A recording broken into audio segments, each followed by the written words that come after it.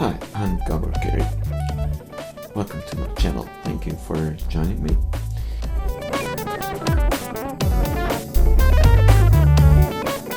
There's a lot of material available for the musician today to improve his skills, his knowledge, and theory, improvisation, technique, all this stuff.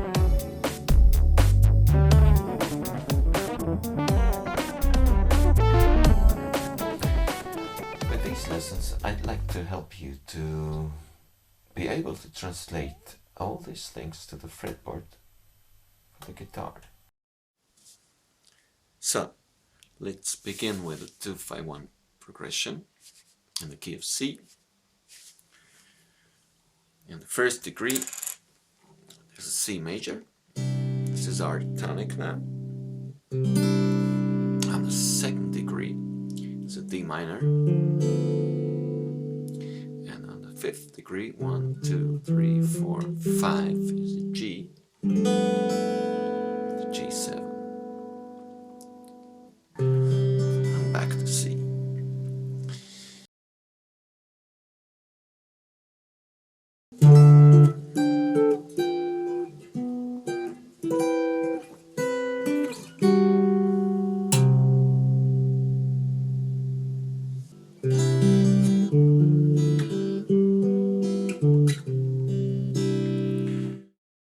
So, before we start with these arpeggios, I strongly recommend that you get it down in all keys, in all string sets, and in all positions, fingerings. I'll give you an example right now, and later you can check my arpeggio lessons where I go deep into it. So let's say we have the C major, and you can arpeggiate the C major 7 like this. Like this. And like this.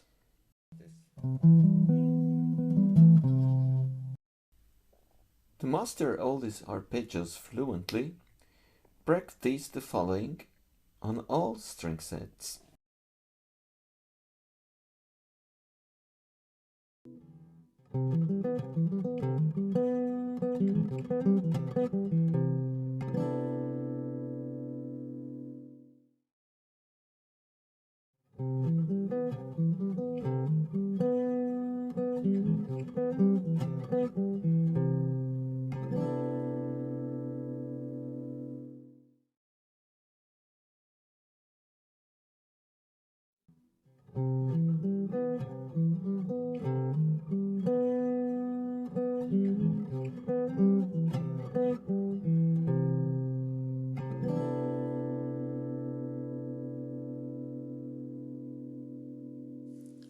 And the same approach with all the minor chords and the half diminished chords also, it's very important to know.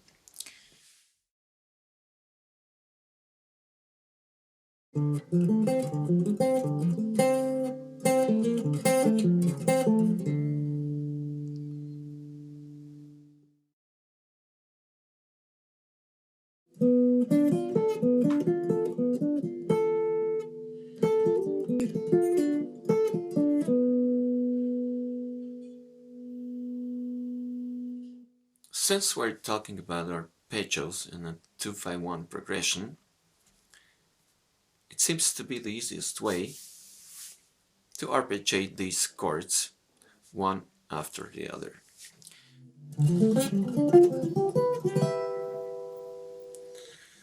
So this is the arpeggios, but it doesn't sound very special.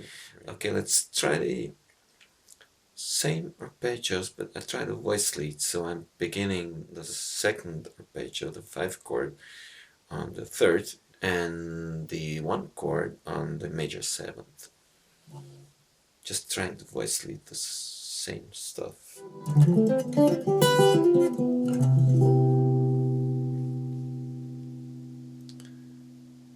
I think you hear the difference. Voice led, the same story, it's the same arpeggios. Sounds much better. So you always have to concentrate, and all the stuff you're playing. Voice leading is a very important thing, even if you're not playing scales. So what can we do?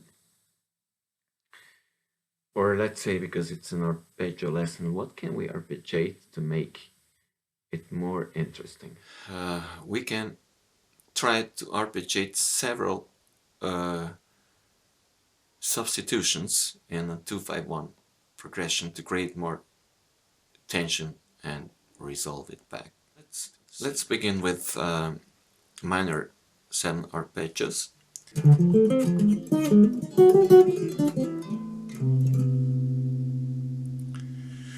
So you see there's much more tension and much more interesting things happening. What is happening?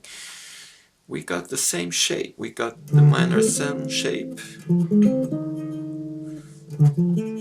Of course we have another finger in here.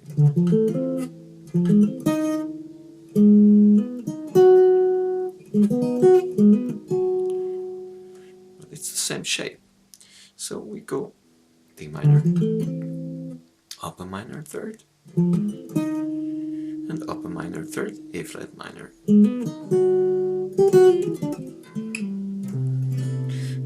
And bebop scale in the end, from beginning from G.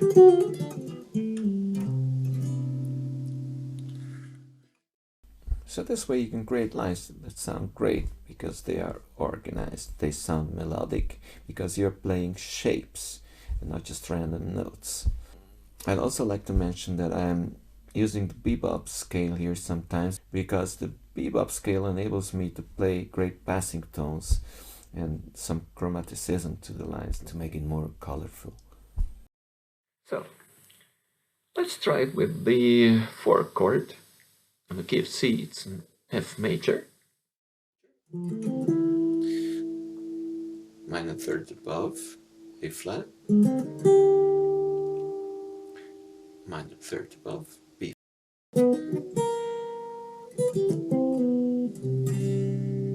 So let's connect these things together.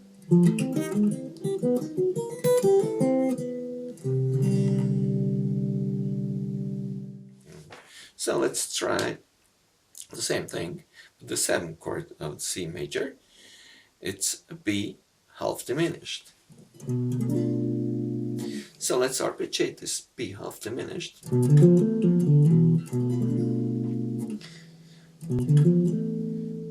Up minor third and up minor third.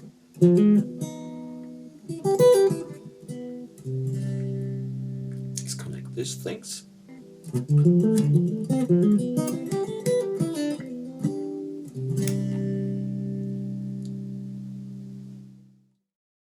You can even create more tension, or you can even resolve if you just sidestep and go a half step. But this method with the minor thirds, it's interesting because it's the same thing, just like the diminished chords that you can interchange. They are interchangeable in a minor third sequence. And now we have discovered that with the same principle, we can move up and down in minor thirds with all the arpeggios in a chord family. Even they are interchangeable in a chord family, and the chord family upper minor third and once more upper minor third. That's the tritone from the root. Yeah. So this is a very interesting thing.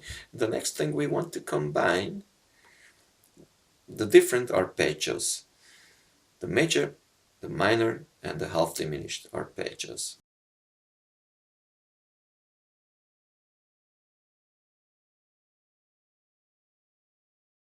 So let's see how we can combine these arpeggios of different chord families.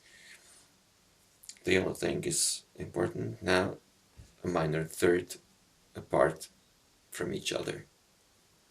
So, first example.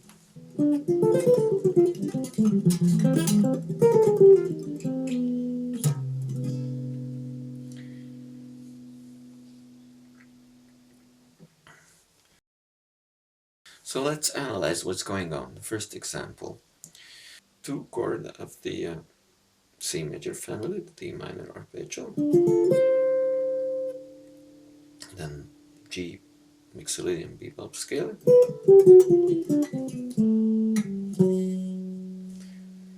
then F major, 4 chord, upper minor third, A flat, and B flat bebop scale.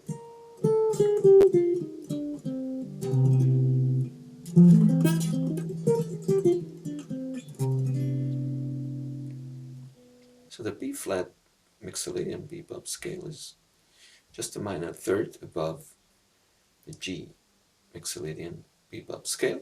So in this case, it is, as discussed, it is interchangeable. So the second example.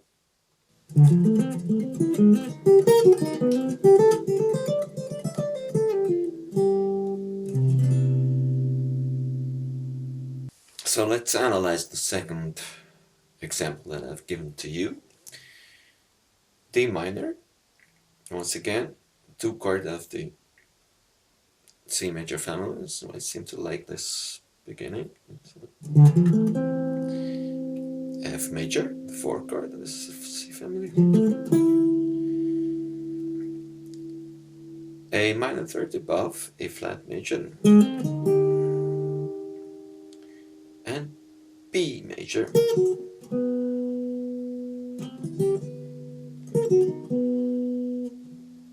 Tritone above F major. So now we have discussed the possible arpeggios that we can use in the chord family, and the substitutions that we can do with a minor third or a tritone up above the root.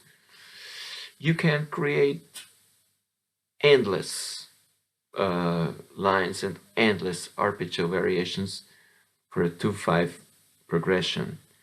So just be on your own, analyze, listen to what sounds good to your ear and what is likely not the case in a special musical situation.